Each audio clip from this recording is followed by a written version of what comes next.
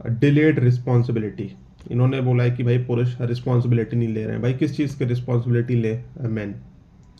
Alimony भरने की, maintenance भरने की, पूरी ज़िंदगी मेंटेनेंस देने की रिस्पॉन्सिबिलिटी ले। पुरुषों को भाई मिल क्या रहा है शादी करके? आप ये देखो, मेंटल हेरासमेंट, मेंटल टॉर्चर, है ना।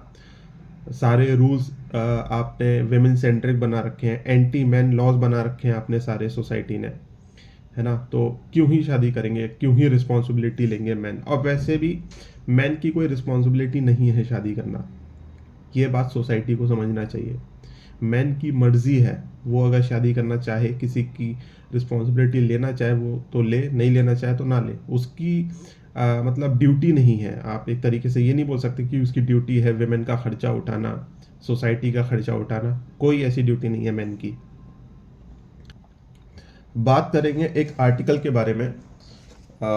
ये एक एनडीटीवी का आर्टिकल है, एनडीटीवी वर्ल्ड, एनडीटीवी जो न्यूज़ चैनल है हमारे यहाँ का, उसका ये आर्टिकल है और ये 18 मार्च 2026 का आर्टिकल है।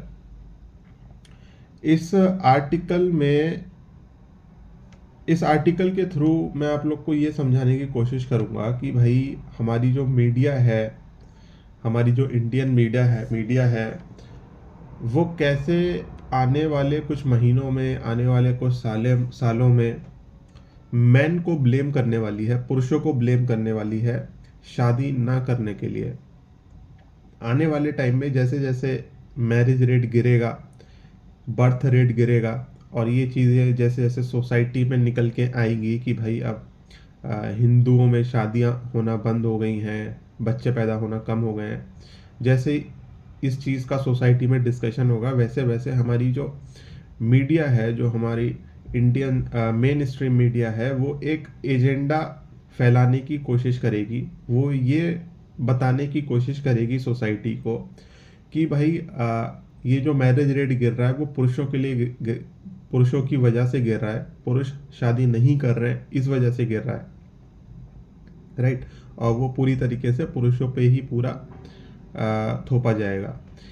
तो ऑलरेडी इन्होंने ये चीज़ शुरू कर दी है। कल इन्होंने ये आर्टिकल छापा है 18 मार्च को, जिसमें इन्होंने ये बोला है कि भाई यूके में, यूनाइटेड किंगडम में जो शादियां नहीं हो रही हैं, जो बर्थ रेट गिर रहा है, वो इमैच्योर मैन की वजह से गिर रहा है। पुरुषों को इन्होंने इमैच्योर बोला है शादी ना करने के लिए। इन्होंने इस पूरे आर्टिकल में कहीं पे भी ये मेंशन नहीं किया है कि भाई पुरुष शादी क्यों नहीं कर रहे हैं, उसका सही रीज़न मेंशन नहीं किया है। इन्होंने कहीं पे भी इस आर्टिकल में मेंशन नहीं किया है कि भाई एलिमनी की वजह से पुरुष शादी नहीं कर रहे हैं। पुरुषों को जो फेक केसेस में फंसा के कोर्ट में उनसे पैसे का एक्सट्रॉक्शन होता है, और कैसे उनको कई कई साल कोर्ट कचहरी के चक्कर काटने पड़ते हैं बिना किसी गलती के, बिना किसी क्राइम के। उनको फंसा लिया जाता है केसेस में, और उनसे एलिमनी, चाइल्ड सपोर्ट, मेंटेनेंस, पता नहीं क्या क्या मांगा जाता है, और उनको मेंटली हरास किया जाता है। ये सब चीज़ें देख के लड़के शादी नहीं कर रहे हैं, ये एक्चुअल रीज़न है। लेकिन ये चीज़ ये कहीं पे भी इन्होंने मेंशन नहीं किया अपने आर्टिकल में।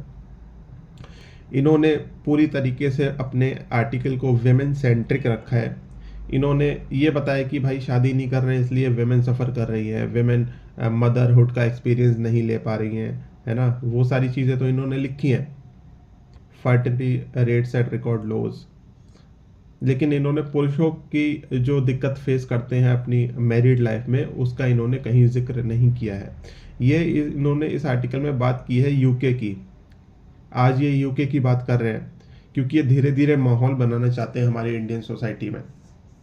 लेकिन आने वाले कुछ महीनों में, आने वाले कुछ सालों में आप देखना, ये इंडियन सोसाइटी की भी इसी तरीके से बात करेंगे। सिर्फ एनडीटीवी ही नहीं, बहुत सारे media channel, main stream media channel इस टाइप का प्रोपेगेंडा फैलाने की कोशिश करेंगे आने वाले टाइम में। तो इस आर्टिकल की अगर मैं बात करूं तो एक दो चीज़ें मैं आपको पढ़ के सुनाना चाहता हूं।